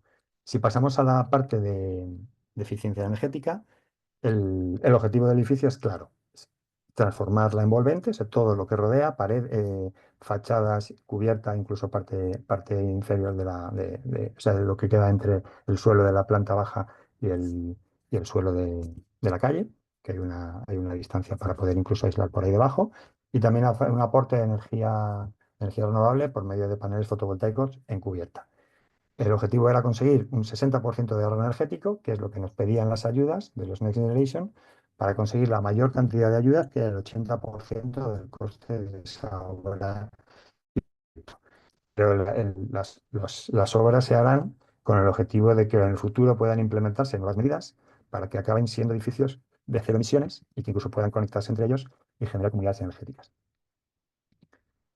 Pues aquí retomo ese concepto que ya avanzó también Miguel al principio, que es la rehabilitación de calidad, porque ese es el concepto clave para poder llevar todo esto adelante. Estamos hablando de muchas cosas diferentes que se juntan bueno, en este caso en un concepto que no nos cansamos de repetir porque cuesta que se implemente porque es complejo.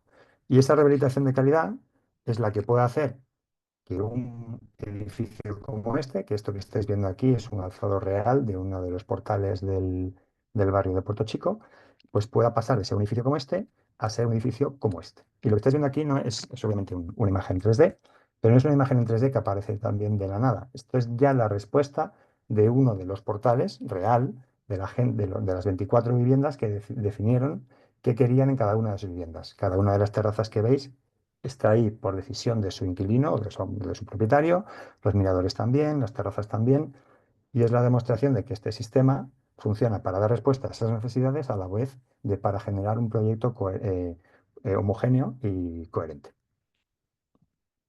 Y esa rehabilitación de calidad es la que hace o puede hacer que también que una vivienda como esta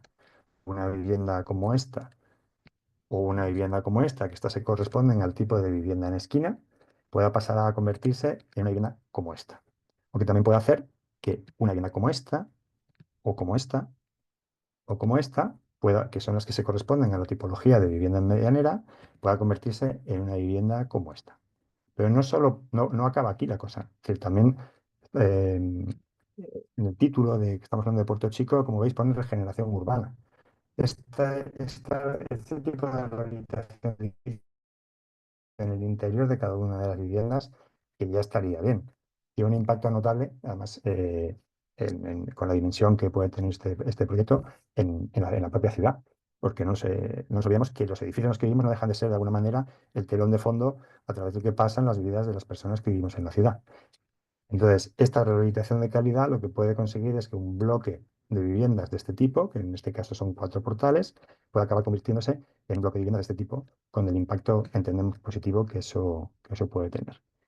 Y yo aquí me vuelvo a callar y le vuelvo a pasar la pelota a Miguel. Deja de compartir si puedes, Raúl. Eso es.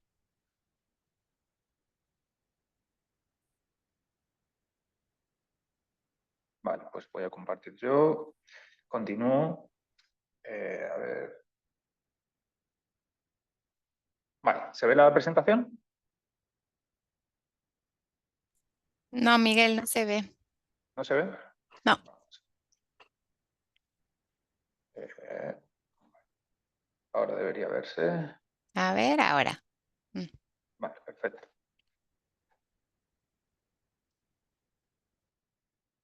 Vale. Bueno, vamos a tener que ir un poco más rápido en esta segunda parte porque nos estamos comiendo el tiempo de la segunda mitad y además queríamos dejar espacio para preguntas. Así que voy a empezar a hablar de la arquitectura y la salud. Entenderíamos salud o sea, de cuáles son las interacciones, ¿no? Y qué es esto de una arquitectura que tenga en cuenta la salud de los habitantes o por qué esta mezcla tan rara, ¿no? A priori, que tiene que ver la arquitectura con la salud. Bueno, pues vamos a tratar de desentrañar un poco esto. Empezamos por definir lo que se estaría entendiendo aquí por salud, que es no solo la ausencia de enfermedad, ¿no? Sino un estado completo de bienestar físico, mental y social. Los determinantes de la salud en general, pues son esos 4 que veis ahí. Hay por un lado determinantes, están ordenados de mayor a menor importancia, ¿vale? Entonces el primero es el verde, el segundo es el azul y así. Los primeros determinantes de la salud, el primer gran grupo son los socioeconómicos y estilos de vida. Luego están unos determinantes biológicos y genéticos, ¿no? Pues cada uno nace con una carga genética que es más propensa o menos a determinadas enfermedades. Luego estaría el entorno y el medio ambiente. Y por último, pues el sistema de salud que tenga pues, tu sociedad, ¿no? En realidad, si veis ahí, salvo los biológicos genéticos y el propio sistema de salud, los otros dos tienen un poco que ver con los entornos que diseñamos, que construimos, que producimos, ¿no? Y el tipo de vida que se puede llevar en ellos. O sea, que también el tipo de vida que tú puedes llevar en una ciudad también de alguna manera está determinado o está condicionado, influido por el tipo de urbanismo que tenga tu ciudad, si tiene parques, si no tiene parques, si lo único que tiene son autopistas gigantes. Entonces, bueno, estos serían un poco los determinantes y al menos en 2 de ellos, la arquitectura, el urbanismo, la construcción, tendría bastante que decir en cuanto a cómo se piensan, cómo se diseñan, cómo se producen esos entornos, en este caso artificialmente producidos por el ser humano. Luego estarían los entornos más naturales, ¿no? Bueno, estas son las principales afecciones a la salud que hay según estudios, en este caso de 2020. Entonces, principales causas de defunción en los países un poco como el nuestro, ¿no? De ingresos medianos altos. Como veis, las principales afecciones o las que más defunciones causan tienen que ver con, bueno, la primera sería, y que además está en crecimiento, cardiopatía isquémica, y la segunda, accidentes cerebrovasculares, que también está en crecimiento. Y luego tendríamos enfermedades del sistema respiratorio, ¿no? Entonces, estas enfermedades tienen que ver con modo de vida sedentario, con mala alimentación, y con contaminantes ambientales y atmosféricos, fundamentalmente, ¿no? Las que más defunciones generan.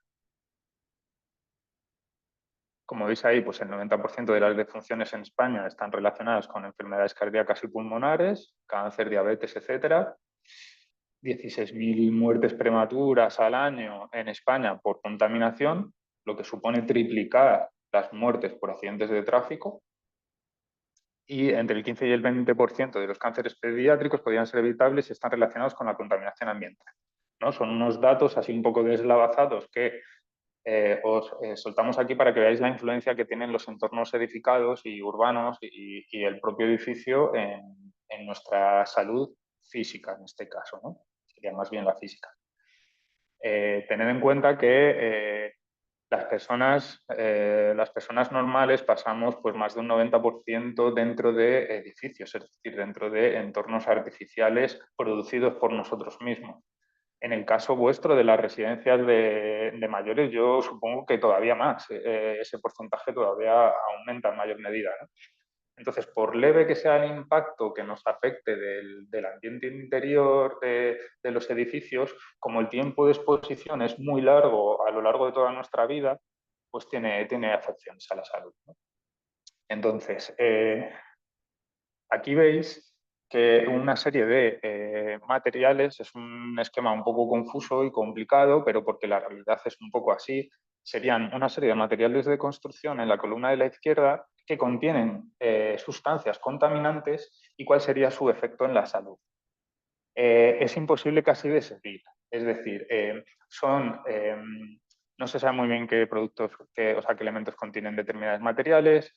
Además, tienen unos efectos muchas veces muy a largo plazo y muchas veces en combinación con otros materiales, con otros contaminantes.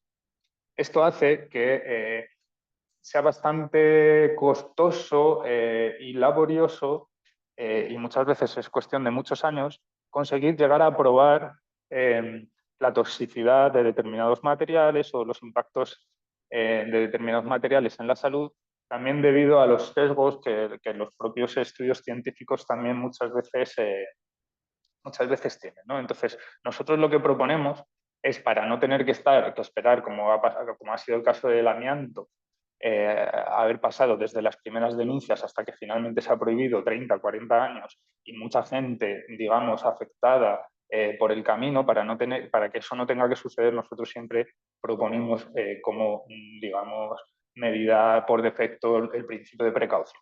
¿Qué quiere decir? Si no estamos seguros de que el material es inocuo, de momento no lo utilizamos. Sobre todo no lo utilizamos en unos ambientes que nos afectan tanto como son, pues, nuestras viviendas, ¿no? Nuestros entornos edificados. Aquí tenemos otro esquema también un poco complicado, que lo que viene a tratar de decir es que tenemos diferentes ámbitos de interacción en lo que nosotros llamaríamos las interacciones entre los entornos y la afección de las personas, ¿no? Tendríamos un primer entorno físico, que sería la vivienda y nuestro entorno inmediato.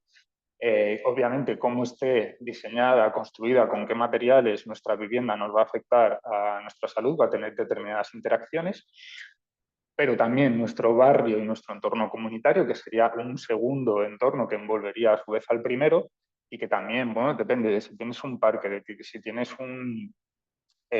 si tienes unas calles muy transitadas por tráfico, etcétera, pues va a tener efectos diferentes, ¿no? Luego tendríamos otro entorno que sería la ciudad y el entorno sociopolítico, y por último, pues los ecosistemas y el medio ambiente, ¿no? Entonces, todos esos entornos que van siendo, pues, cada vez un poco mayores, afectan y son afectados por las políticas de arquitectura, de urbanismo y de construcción, y a su vez afectan a la salud de las personas, ¿no? Y pueden ser, digamos, que pueden ser modificados, pueden ser mejorados, pueden ser intervenidos, pues, por políticas públicas. Entonces, una primera afección de los entornos edificados a la salud sería la de la salud física, que es un poco la más evidente. Entonces, ¿cuáles son las cuestiones que afectarían a la salud física? La calidad del aire interior de los edificios. Como veis ahí, la accesibilidad física, la seguridad de uso, confort hidrotérmico, toxicidad, campos electromagnéticos, ergonomía. No me puedo detener mucho en cada uno de ellos. Luego, si en las preguntas alguno de estos conceptos no lo Miguel, entendéis... perdona, Sí. Miguel, sí, te iba a comentar, tenemos que ir cerrando, son -5, ¿vale? Vale. Tenemos que cerrar en punto por dejar unos minutillos también para aportaciones, perdona. Vale, ¿puedo hacer una pasada un poco rápida de las cosas que nos han faltado por ver, digamos, en un minuto? Claro, Y así luego en las preguntas podrían preguntarnos por estas cosas que nos claro. ha faltado un poco de tiempo para repasar. Vale, venga. Pues entonces, estos serían afecciones a la salud física.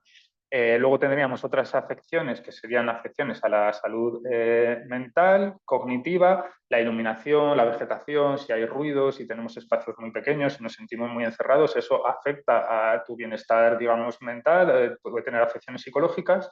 Luego estaría la salud emocional, que es otro tipo de afecciones que tienen que ver, pues, con que sentirme, digamos, partícipe de un territorio, de una comunidad. Si tengo confianza y sentimiento de pertenencia en mi vivienda, etcétera. y la salud pública, que sería pues las contaminaciones de los sistemas de construcción, de la propia construcción, durante la producción, durante el uso, etcétera.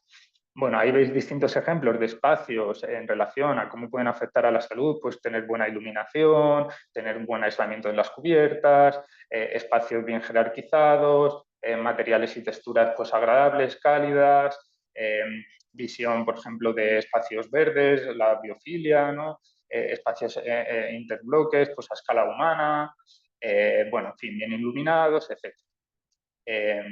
Voy a pasarlo rápido y luego teníamos la presentación del caso práctico que se va a quedar un poco a lo mejor sin explicar, pero que bueno, si luego en las preguntas queréis que os digamos algo, pues Raúl os lo podría contar estupendamente. Vale, gracias. Vale, gracias Miguel. Entiendo que también que os vamos a pasar la presentación si queréis, o sea que luego si tienen dudas o dejamos eso. Si quieres dejar de compartir, Miguel. Sí, Ay, a ver si lo gracias. encuentro.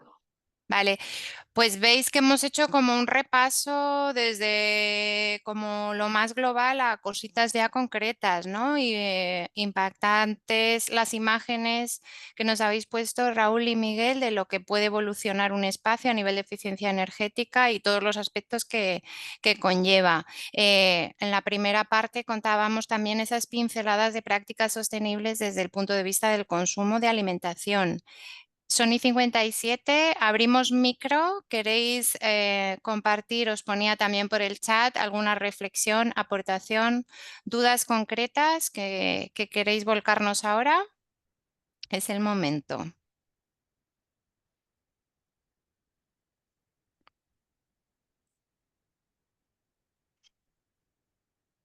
Por ahí, muchas gracias, Mamen, también. A ti. No os vayáis con nada en el tintero, si queréis volcarlo, ¿no? A ver, nos ponen por aquí. ¿En qué momento se elabora, nos dice Aurea, el libro del edificio? ¿Quién lo elabora? ¿El arquitecto? Si quieres contestar tú, Raúl, que te he dejado sin hablar al final.